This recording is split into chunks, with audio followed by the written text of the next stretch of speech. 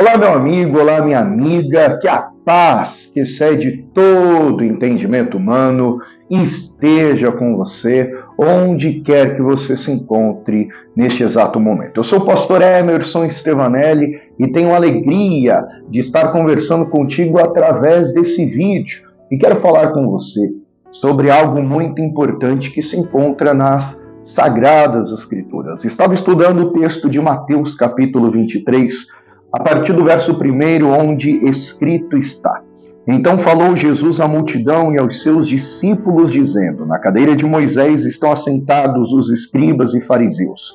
Observai, pois, e praticai tudo o que vos disserem, mas não procedais em conformidade com as suas obras, porque dizem e não praticam.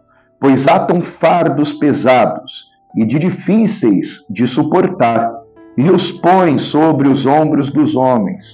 Eles, porém, nem com o dedo querem movê-los. E fazem todas as obras a fim de serem vistos pelos homens, pois trazem largos filactérios e alargam as franjas das suas vestes. E amam os primeiros lugares nas ceias, e as primeiras cadeiras nas sinagogas, e as saudações nas praças, e o serem chamados pelos homens, Rabi, Rabi. Vós, porém, não queirais ser chamados Rabi, porque um só é o vosso mestre, a saber, o Cristo, e todos vós sois irmãos.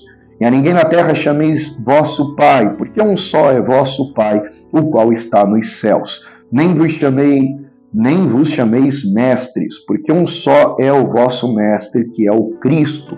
Porém, o maior dentre vós será vosso servo. E o que a si mesmo se exaltar será humilhado, e o que a si mesmo se humilhar será exaltado. Vou ler de novo o versículo 12. O que a si mesmo se exaltar será humilhado, e o que a si mesmo se humilhar será exaltado. Nós vemos algumas pessoas dizendo assim: os humilhados serão exaltados. Isso não é uma verdade absoluta. Porque quem são aqueles que se exaltam? Aqueles que se exaltam são aqueles que se acham pessoas autossuficientes. Eu não preciso da ajuda de ninguém. Eu mando e desmando. Os fariseus estavam confiando muito mais nas suas doutrinas, nas suas invenções de homens, do que na própria palavra de Deus.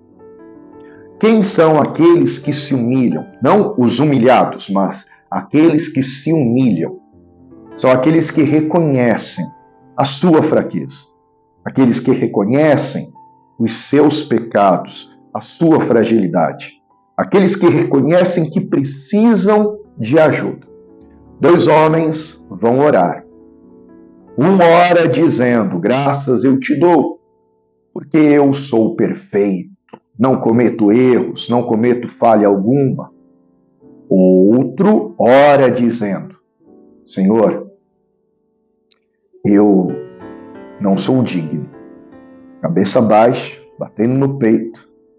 Ele reconhece a sua fragilidade, reconhece os seus erros e pecados e pede perdão. Qual desses dois está se humilhando diante de Deus? E qual das duas orações é, de fato, a oração que move o coração de Deus? Aqueles que se humilham ou aqueles que se exaltam? A Bíblia diz, inclusive, que a soberba precede a ruína. Quando nós olhamos para Jesus, nós vemos Jesus andando muitas vezes com o povo que era deixado de lado, sabe? Com o povo mais simples, o povo mais humilde. Jesus inicia o seu ministério e faz muitos milagres, inclusive na Galileia, numa região desprezada, numa região mais esquecida. O apóstolo Paulo, ele chega a dizer acerca desta humildade, de como Deus ele age, como Jesus ele age. Ele pega aqueles que não são, para confundir os que são. Ele ainda diz algo que é impactante, para que nenhuma carne se glorie. Qual é a mensagem passada por detrás de tudo isso? A glória, ela não é do homem. A glória, ela não é nossa. A glória, ela é do Senhor. Muitas vezes, aquele que é possuído pelo espírito da religiosidade, pelo espírito, vamos chamar assim, pelo espírito dos fariseus, ele não faz o que faz pelo reino, pelo amor, mas ele faz o que faz pelo aplauso, pela honra. Como dizem, não basta só fazer, tem que aparecer. Isso funciona na empresa. Isso funciona no reino dos homens. Fazer para aparecer funciona na política. Na política é assim, não basta só fazer. Tem que fotografar, tem que filmar, tem que aparecer na propaganda política, tem que ser visto. Senão, as pessoas não vão se lembrar. Mas no reino de Deus, Jesus explicou dizendo: se a sua mão esquerda for fazer uma esmola, for ajudar alguém, a direita não precisa ficar sabendo. Se você faz algo esperando a recompensa dos homens, o aplauso, o reconhecimento, o status, a fama, esta será a sua recompensa. Caso contrário, aquele que te vê em secreto te honrará publicamente. Quem é que te vê em secreto? O Deus Todo-Poderoso. Foi Deus que viu Davi cuidando das poucas ovelhas de seu pai. E foi Deus quem levantou Davi. Foi Deus quem honrou Davi. O que eu aprendo com isso? Deus não honra a pessoas simplesmente por querer levantar pessoas, mas Deus honra o propósito que aquela pessoa está vivendo. Então, se dentro de você há um propósito de fazer com que o reino de Deus cresça, Deus vai te levantar. Porque quando Deus te levantar, o nome dele será honrado através da sua vida. Agora, se o seu propósito for fama, status, pode até ser que você consiga, por causa do seu esforço, da sua dedicação, você conquiste algo, mas o seu reconhecimento será apenas terreno. E de que adianta conquistar tantas e tantas coisas e no reino de Deus ser chamado de fariseu? Conquistar tantas e tantas coisas e no reino de Deus ser chamado de um religioso hipócrita? O maior dos maiores veio até esta terra e se despiu de toda a sua glória. Mesmo sendo Senhor dos senhores, se colocou na posição de servo. E até lavar os pés dos seus discípulos, ele lavou. Estou falando do Senhor Jesus. O apóstolo Paulo, que foi talvez o maior apóstolo entre todos citados na palavra, e até na história da igreja, ele vai declarar em 1 Timóteo, capítulo 1, versículo de número 15. Esta é uma palavra fiel e digna de toda aceitação, que Cristo Jesus veio ao mundo para salvar os pecadores, dos quais eu sou o principal. Um homem que, por onde passava, realizava sinais extraordinários, arrastava multidões, doutor da lei, passou pela escola dos fariseus, se tornou um dos principais apóstolos, ou talvez até o principal apóstolo da sua geração, e ele reconhece: entre os pecadores eu sou o principal. Certa vez, na igreja de Coríntios, estão discutindo para saber quem é maior, se o maior é Pedro, se o maior é Apolo ou se o maior é Paulo. E Paulo não entra nessa contenda para dizer assim: quem foi que não votou em mim? Não, pelo contrário. Ele não chega nessa contenda dizendo, é claro que eu sou o maior, é claro que todos têm que votar em mim. Não, ele pergunta, por acaso foi Paulo, Pedro ou Apolo que morreu crucificado? Foi Pedro, Paulo ou Apolo que viveu uma vida sem nenhum pecado? Vocês estão nessa contenda porque são meninos na fé. Se amadurecessem, iriam poder conhecer mais dos mistérios de Deus. Porque um pode até plantar, o outro pode até regar, mas quem é que dá o crescimento é Deus. O livro de Oséias fala sobre isso. Sacerdotes que foram escolhidos, mas que desprezaram a palavra. E por terem desprezado a palavra, por mais que fossem sacerdotes eleitos, por mais que fossem povo de Deus, estavam passando por um processo de destruição.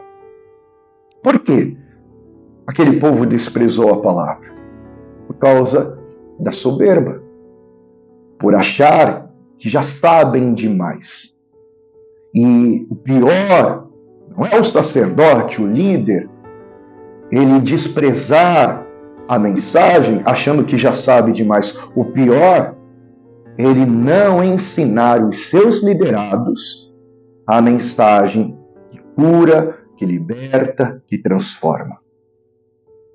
No livro dos Reis, no segundo livro dos Reis, no capítulo 22, a partir do verso 8, conta um pedaço da história de um rei que reinou em Jerusalém chamado Josias. Josias, quando começou a reinar, tinha apenas 8 anos de idade, mas ele tinha temor. E por causa desse temor a Deus, ele manda realizarem uma restauração no templo. E quando a restauração está acontecendo, Ilquias, que era o sacerdote da época, encontra o livro da lei. Leva até o escrivão, e o escrivão começa a ler para o rei o livro da lei da casa do Senhor. Ora, se ele achou o livro, é porque o livro estava perdido, estava abandonado. E quando o rei começou a ouvir as palavras daquele livro, ele rasgou as suas vestes, mandou os sacerdotes consultarem ao Senhor para verem qual era a vontade do Senhor para aquele tempo. Em poucas palavras, Josias ouviu a voz do Senhor, ouviu a palavra de Deus, e através das poucas palavras que ele ouviu a palavra de Deus, ele já se humilhou dizendo, os nossos pais viveram na arrogância achando que não precisavam de orientação, mas eu preciso da orientação divina. Sabe qual é o grande problema? É que em alguns lugares, a palavra de Deus, até está na biblioteca, mas ela não é consultada. A pessoa até tem a palavra de Deus, em alguns lugares até tem a palavra de Deus na biblioteca, mas ela não é consultada. Deus não é consultado. E por que não é consultado? Porque as pessoas se exaltam, achando que são autossuficientes e caem no mesmo erro dos fariseus. A minha oração hoje, nesse curto espaço de tempo, nesse curto vídeo, é que Deus nos livre do espírito da religiosidade. Que Deus nos dê um coração manso e humilde. Humilde ao ponto de poder dizer, Senhor, eu não sei viver longe da sua presença. Eu não quero dar um passo sem que o Senhor me oriente. Humilde ao ponto de dizer, Senhor, eu preciso aprender contigo. Eu preciso aprender a ouvir a sua voz. Eu quero ser cheio da sua presença. Que essa palavra alcance o seu coração e faça algum sentido para você. Se essa palavra fez algum sentido para você, divulgue, compartilhe. Não se esqueça de dar o joinha, de compartilhar a mensagem, mas principalmente de se inscrever no canal e ativar as notificações, porque quando tiver uma nova mensagem, você vai ser avisado pela plataforma, tá bom? Deixa no comentário qual é a cidade que você está falando e um tema, para quem sabe a gente possa estudar e trazer acerca desse tema no próximo vídeo. Deus te abençoe, que Deus te guarde, um forte abraço e até a próxima!